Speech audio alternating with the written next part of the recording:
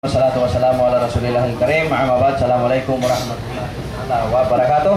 Bayan mga kapatid, sumasati muli ang palatuntunang Islam in Action, Dawah TV at siyempre ito para sa inyo lahat ng Obreros Easy Carotini. Masyaallah. Kaya pagdating ho sa pagpapaganda ng inyong mga hatid, kung yan may pinuproblema nyo para maging kaya-aya ho yan sa inyong pag-uwi sa tahanan, abay malaking tulong ho yan. Problemado ka sa trabaho mo, pagdating mo sa garden mo, problema ka pa, wala na. Kaya ang Obreros Easy Carotini yan ho ang lalo pang pinag-aralan na makapaglingkod sa inyo na talaga namang babalik-balikan ho natin. Bueno, balikan na natin itong napakandang usapin. Allahu Akbar. At doon ho sa tanong ni brother kanina, paano ho raw pa magpaalam? Mahirap na, no? Kasi napakaganda na lumakas lahat yung aming loob. Kasi lalo na nung marami kayong magandang sinabi ni Kuya Romel, yung matindi, yung tama. Yun ang pinaka-importante sa lahat Tama. Yun yung Islamikong pamamaraan. Ngayon, paano ba magpaalam? Ayun. Sabi ba, kailangan ba magpaalam? Yun ang tanong. Ayan. Pero bago namin siguro yan sagutin, brother, atin mo nang alamin yung ano ba talaga ang kautusan ng Islam. Kasi meron din kaming ginagawang pamamaalam. Lahat naman tayo may kanya-kanyang estilo, nagdepende sa kondisyon ng wala pa kaming style. Wala pa kami alam na style. So, mayroong kanya-kanyang may kanya-kanyang pamamaraan, nagdepende sa sitwasyon, no? Sa sitwasyon ng iyong minamahal. Ayan. Pero ngayon, may naman dito si Ustad Ahmad. Malaman na rin natin at para din sa kapakanan ng mga kababayan na, well, ito, malaking bagay ito. Kailan mo pa talaga sa ito may kautusan sa Islam na kailan magpaalam mo pa talaga tayo sa asawa natin. Ngayon kung hindi mo tayo nakapagpaalam at tayo ho'y nakapag-asawa ng pangalawang hindi alam ng may bahay natin, ito pa'y malaking pananagutan natin kay Allah. O paano ba, Ustad? Bismillah, alhamdulillah, wassalatu wassalamu ala rasulillah. Una, napapansin ko sa ating mga Muslim, pag pinag-uusapan yung ta'addud, pag-aasawa ng higit sa isa, palagi natin ginagamit yung term na pinahihintulutan. Pero hindi ito pinahihintulutan.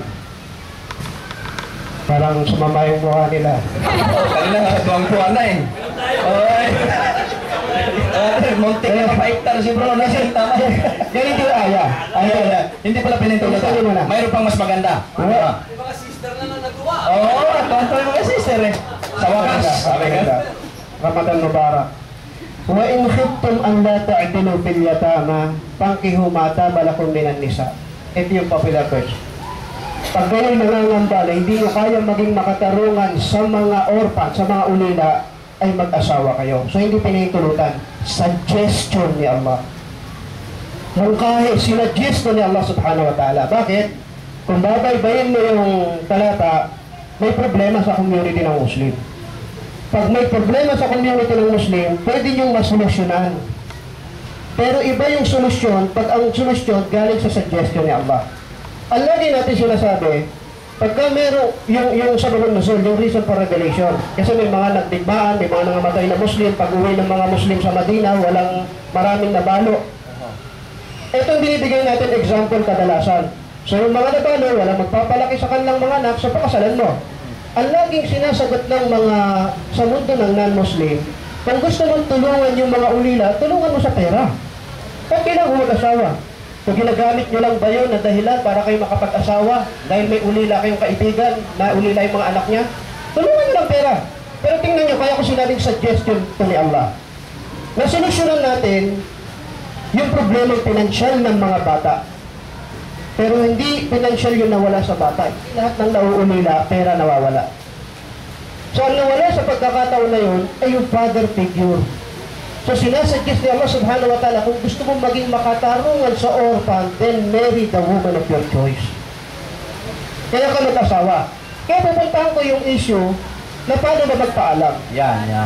So, alam ko marami kayong ekspertong sagot, pero kung paano magpapaalam, ang pinakamaganda, pagdating sa asawang babae, ang ipaintindi doon yung sitwasyon. Yung susolusyon ng problema. Dahil kasama siya sa problema ng lipunan. Ayun. Kasama tayo, lahat tayo may pananagutan sa problema ng lipunan. Kung ang susolusyonan lang natin ay dahil gusto mag-asawa ng asawa ko ng iba, mahirap yun sa babae. Pero sa aking nakikita, at ito yung sinasabi ng ating mga ulama, kung maiintindihan ng mga babae yung sinusolusyonan na problema ng lipunan, iyon matatanggap niya. Pero yung pag-aasawa mo lang bilang yung isang lalaki na naghahanap ng desire, hindi niya yung matatanggap. Pero sa paglutas ng problema ng lipunan, kasama natin yung asawa natin. Aba, bago magsalita si Brother Abdulaziz, napapanahon na siguro kapatid na magkaroon tayo ng malawakang pag-aaral sa mga kababaihan tungkol na sa sinabi ni Ustad. Maintindihan pala yun? Napakagandang paliwanag yun ni brother. Mas magandang paliwanag. Hindi pinahihintulutan, kung hindi suggestion ng Panginoon Allah. Allahu Akbar. Yan ang pwede po nating ipaliwanag sa ating mga kapatid na kababaihan, mga sister. Lalo na po ngayon na talagang katulad ng sinabi ni brother, may problema. Napakalaki ng problema ng umma sa panahon na ito. Yung sinasabi ni Ustads na maraming kasambuanga lang, napakadami ang nawalan ng asawa doon nung nakaraang gera. Pinaniniwalaan na mahigit 3,000 na mga mujahidin nang namatay doon. So, ibig sabihin, may 3,000 balo na babae doon. Na sa mga panahon nito, walang mga asawa. Napakagandang paliwanag. At may mga anak yun. Anong gagawin natin doon sa mga anak nun?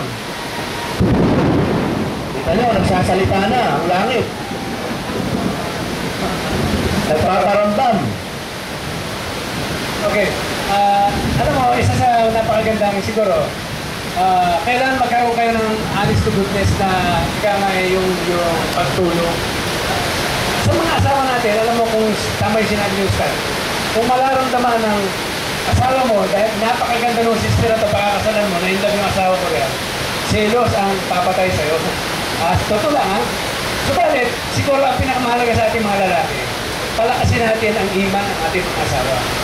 Dahil kapag ang asawa natin napakalakas ng iman, talagang sampalataya siya, na ikaw ay isa ring Muslim, na ikaw ay practicing Muslim, at may paliwanag mo sa kanya na kung ikaw ay gusto mong tumulong, dahil sa babae, unfair naman, napakasalan mo ako dahil wala akong makakain, wala akong pera, okay na ang bahay. Parang unfair yun, eh. Ang gusto ng babae, kaya mo sa pakakasalan dahil mo sa mahal mo kaya. So yun ang pinakamasarap na salita ng babae. Subalit, para hindi masaktan yung asawa mo, kailangan dawahan natin yung mga asawa natin. Diba? Dahil hindi ako naniniwala na ang isang babaeng napakataas ng iman at gustong pumunta sa paraiso, hindi ka papayagan mag-asawa. Ako sa tahasan ko sinasabi sa inyo, meron kasi akong kilalang babae na ganyan, na talagang ang kanyang pagnanais na mapunta sa paraiso.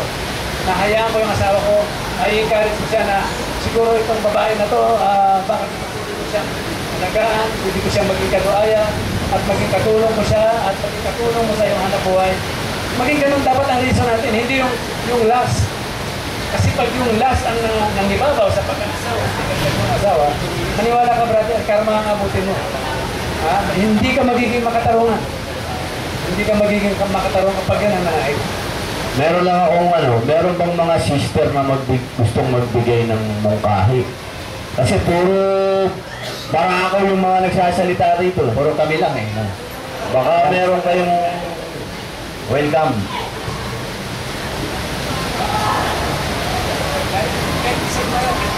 Kahit hindi tumayo, gusto lang namin marinig para fair po ang ating talakayan. Yan. Nais po namin makarinig naman ng inyong point of view sa aming pong kasulukuyang pinag-uusapan. Habang hinihintay natin, magdagdagan ko yung sinasabi ni Brother Joe, kapag kayo po ay nandun na sa punto na kayo ay sinasabihan ng inaaway at hindi maintindihan ng inyong mga asawa, yung kalagayan na inyong pinalalagyan, na mayroong pangalawa, may pangatlo, siguro mga kapatid, patuloy lang ang panliligaw. Patuloy lang din ang paggamit ng mga salita ng magla tungkol sa mga bagay na yun. At sigurado, bibigyan ka ng pang-uunawa para sa asawa mo na kanda.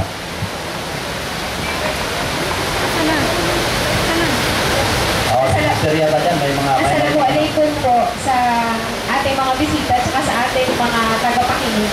Ako po, ang masasabi ko lang, nag-iisa lang po akong asawa ng mister ko. Alhamdulillah. Pero naniniwala po ako na kahit na ipaggawa ako pa na magkaroon ako ng 3 kadoaya na maging kompleto yung asawa ng mister ko, kung hindi po kadar na magkaroon ko ng asawa ng 4, hindi po yun, kung hindi po pinahintulutan ng Allah. So, ako lang po talaga kung ako. Yun lang po ang masasabi ko. Assalamualaikum. Yun yung katabi. Katabi daw. Bilisan. Isa, ibig sabihin, hindi ka sang-ayon na magkaroon ka ng... Sa pag-uusap po namin mag-asawa, ang palagi lang po namin pinag-uusapan, inshallah, kasi hindi po namin alam na baka dumating yung time na magkaroon ako ng kaduaya. Parang iyahanda lang po niya ako. Pero ako, naniniwala ako na kung hindi kadar at ang pahitulong ng alaya ko lang, alhamdulillah po. Allahu Akbar, napakagandang. Paano, sister? Katulad ng sinabi ni Ustad, ano? Kasi sa totoo lang, alam nyo, maniwala kayo, wala naman plano sa mga lalaki yan. Wala ako. Bawa kaharap ko si Mariel, talagang wala akong plano. Kaya lang, nakikita kong problema ngayon ng ngayon, na talagang napakaraming sister ang walang asawa bukod dun sa mga palo. Paano kung merong nakita si brother na isang balo na nangangailangan, may mga anak, may tumating na gusto niyang tulungan, ano ang iyong magiging attitude? Magiging masakit po sa akin, pero inshallah po, ipagduduwa ako na magkaroon ng biyaya ako at yung mister ko, ako talagang tatanggapin ko at talagang kadar na maging kaduaya ko siya. Yan lang. Allahu Akbar, Allahu Akbar, Allahu Akbar. Maraming salamat, sister. Pero po bang magbibigay ng mukahi? Assalamualaikum warahmatullahi wabarakatuh.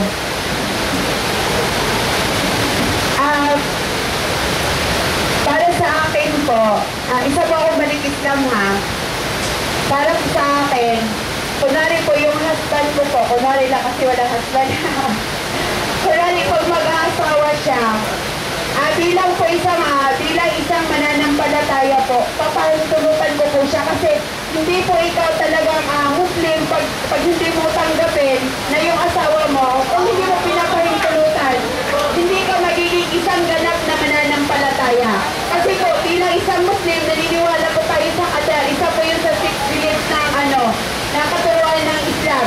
At saka po, hindi po natin tanggapin, hindi po tayo Muslim. Yun lang po. Assalamualaikum warahmatullahi wabarakatuh. Dapat kinausapan nyo yan, sister. Kinausapan nyo si sister at hiniwanag nyo yung sound, ha? Dapat yan ang marinig ng ano. Oo. Maraming salamat, sister. Maraming salamat. Pwede ba matanong kung ilang taong ka na, sister? Sister, ilang taong ka na?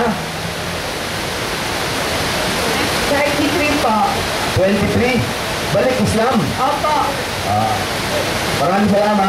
First Ramadan ko po ito. Nag-shahada po ako last November. Sa abroad o dito? Dito po. Sa Iskag Philippines po. Allahu Akbar. Maraming salamat, sister. Ano pangalan mo, sister? Janna po. Janna. Janna! Janna na! Thank you, sister. Salamat. Meron pa po? Meron pa? Sige na.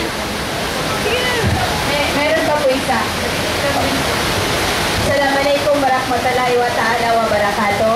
Bilang tunay na Muslim, ito po'y batas ng Allah subhanahu wa ta'ala na ang lalaki pinapahintulutang mag-asawa, 1, 2, 3, pero pag hindi siya maging fair, babalik sa isa.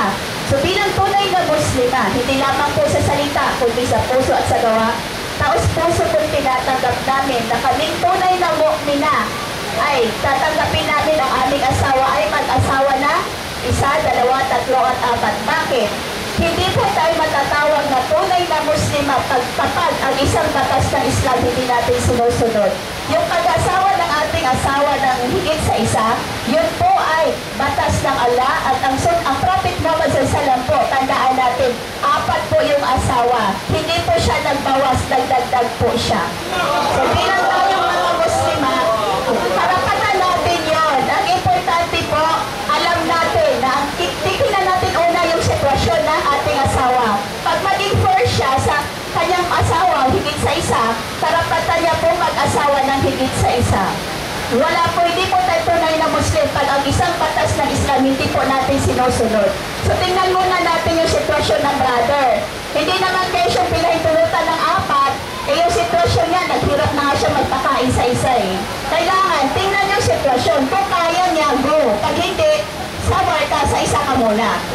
Magsikap ka muna, magtrabaho. Pag inshallah, okay na ang lahat, kaya mo na, pag-asawa ka, 2, 3, 4. Pero tingnan mo rin yung sitwasyon ng asawa mo. Kasi hindi naman ibig sabihin yung asawa mo, tumanda na dahil marami ng anak, papalitan mo.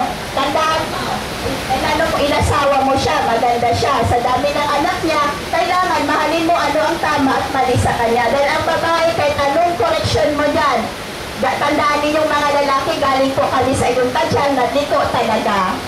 Yun lamang po. Assalamualaikum. Allahu Akbar. Apo. Maraming salamat, sister. Ano po pangalan po ninyo? Hadja Haidara Veloso po. May asawa na po kayo? Wala pa po. Allahu Akbar. Allahu Akbar. Nakita nyo, 2 na ang walang asawa. Subhanallah. Gusto naman po namin narinig kung merong kabataan dyan na babae na pwedeng magbigay ng mungkahi.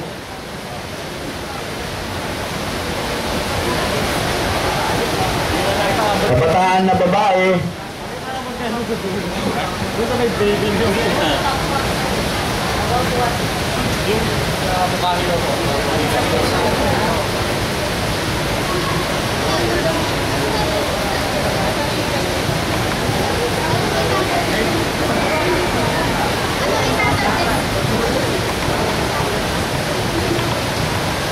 Ano lang, kung ano yung ito, apo ko ito. Oh.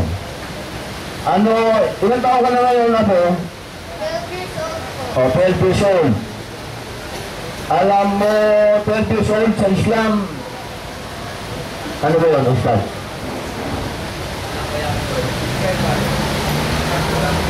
Hindi pa pwede tanongin. Lipat mo yung mic mo, lipat. Yan, si sister. May asawa ka na, sister? Wala po. O, ayan, mga kapatiran, ha? Walang asawa. Ano pangalan mo, sister? Khadija. Ba't bigla ka nagtakip ng ano? Khadija. Napakagandang pangalan.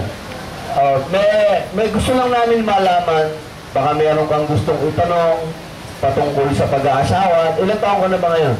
25. 25. Oh, may plano ka bang mag-asawa?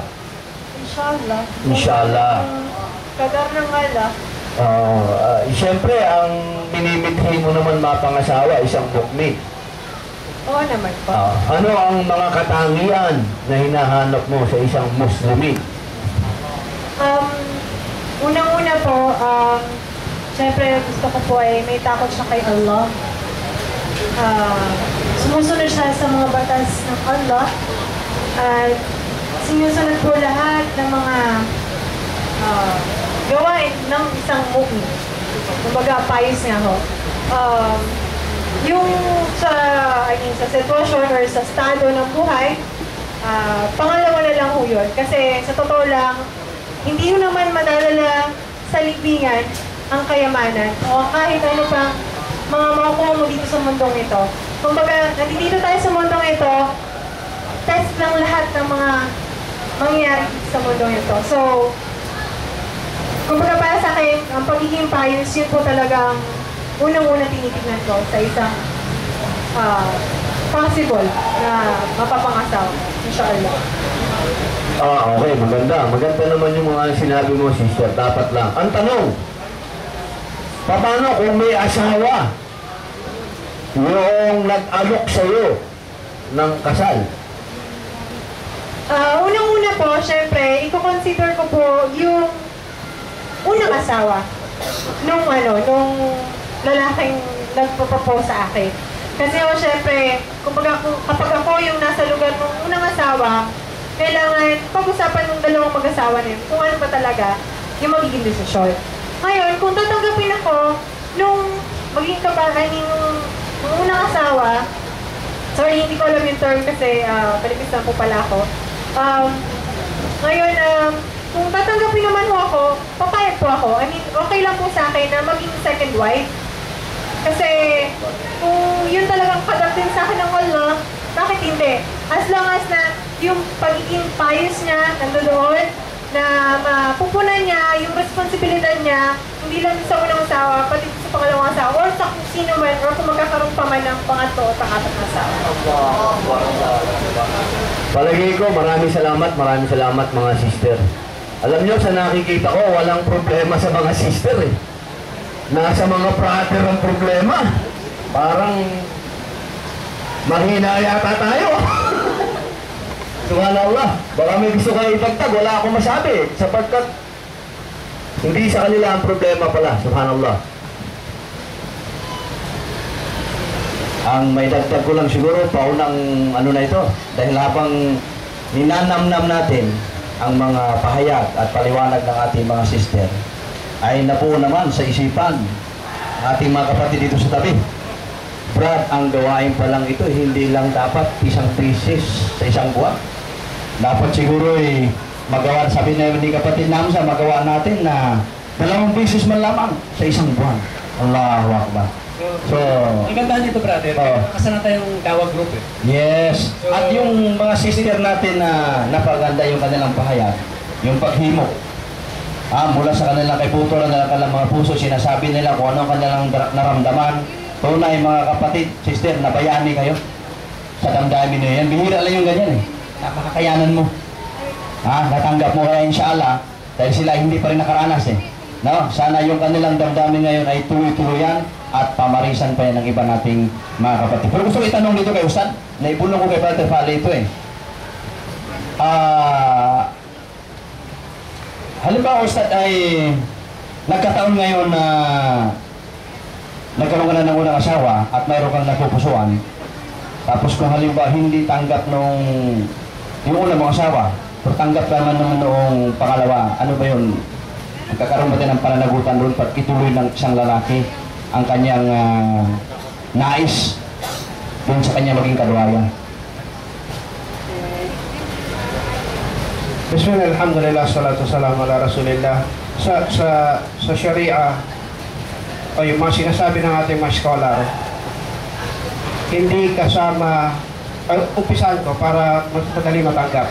Merong 4 na kondisyon ng pag-aasawa.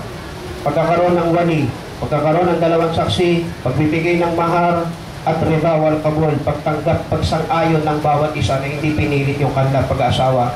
Pag nakita itong 4 na shurut na ito, na kondisyon na ito, pwede nang idaos o isagawa ang kasal. Kung mapapansin natin, kaya kung binaybay ito, wala sa kondisyon na magpaalam talaga sa unang asawa. Alhamdulillah. Huwag ikagagalit ng mga kapatiran nating kababaihan. Pero ito yung tinalaga ng batas ni Allah subhanahu wa ta'ala eh. At ito talaga, at tandaan natin, babalik tayo sa origin eh. Ang origin ng suggestion na pagdadagdag ng asawa ay para lumutas Sa suliranin.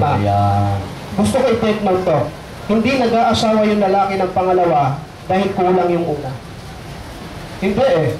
Kaya ka nag-asawa dahil kulang. Kaya hindi pwede sabihin ng babae, ganito naman ako, may ganito ako, lahat binibigay ko sa'yo, masunurin ako. Wala sa'yo yung problema. Kaya nag-aasawa siya ng pangalawa dahil may problema, hindi sa'yo, definitely. Baka sa sarili niya, baka sa community, and so on and so forth. Ayun. Kaya hindi siya sinali doon sa issue ng ipagpapaalam dahil baka hindi yun maging ganun kadili ang pagtanggap sa kababaihan. Wallahu ta'ala Alhamdulillah. Okay, kapatid, ay alam ko yung ating alamat, Yung alamat natin eh, ng mapayapang Panginoon. magpasalamat tayo sa Allah subhanahu wa ta'ala sapagkat kasama na natin ng alamat na si Kapreti sa ating dawa. Napakalaking bagay nito. Sapagkat alam naman natin na kung anong may kapangyarihan si kapatid na yung mga puso ng ating mga kapatid na hindi pa Muslim ay maraming naniniwala sa kanya. Lalo na pagka tumunog na yung gitara niya at kumawit na yan at sinabi niya talagang iisa lang ang Allah, ay marami po talagang papasok sa Islam. Allahu Akbar. At syempre, lahat ng ganitong tagpo, lahat ng ganap ay may katapusan. At ito naman ang katapusan ng pansamantala lang.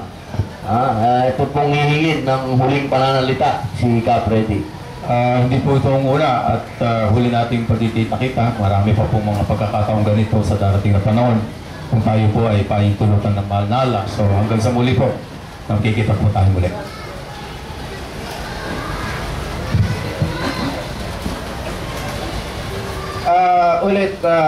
Mashallah, sana nga maulit ito, no? Pero may gusto kasi ko i-share eh. Sa loob ng 15 taon, nagtatawa sila Brother Yusuf, Brother Obrero, nagagawa tayong mga symposium sa maliliit na lugar. At puspusan yung pag-iimbita natin, pero ang darating konti lang. Kaya ako sinasabi to, kung lahat tayo, kukumbinsihin natin yung mga nasa panel ngayon na sila yung mag-full time sa dawa, hindi natin ma-imagine kung ano yung pwede maging epekto nito sa umma. Baka yung isang symposium natin, pag sila yung nandyan, baka nagsisiksikan sa venue natin at napapahayag natin yung mensahe ng Islam. So inshallah, kumbinsihin natin sila, hatakin natin sila. Sa tingin ko, malaki role natin eh. Para sila yung ilagay natin mag-frontline yan, para talagang makarating yung mensahe ng Islam. Lastly, tinabi ng Propeta sallallahu alaihi wasallam, may yuridillahu bihi khairan yufaqihu fid-din. Ang gusto ni Allah subhanahu wa ta'ala bigyan ng kabutihan, hindi niya binibigyan ng pera, magandang asawa, iyaman sa mundo, ano man. Pag nagustuhan ka ni Allah at bibigyan ka niya ng kabutihan, ang bibigay niya sa iyong pag-unawa sa reliyon.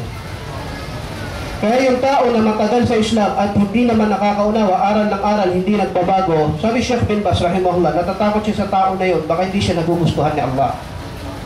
Ibig ko sabihin, mga kapatid sa Islam, bawat kaalaman na tututunan natin, lalo ngayong buwan ng Ramadan, yung pagsasabuhay nito, napakalaking bagay. So ito, nagtitipon-tipon tayo, kumukuha tayo ng mga aral sa mga nakaraan ng mga kilalang bisita natin. Sana yung mga aral na yun, hindi natin uwi as joke na maganda, nakapag-selfie kami doon, nakapagpa-picture, hindi. Pero yung aral, yun yung bawalin natin at yun yung sa buhay natin. Jazakumullahu khairan. Assalamualaikum warahmatullahi wabarakatuh. Takbir!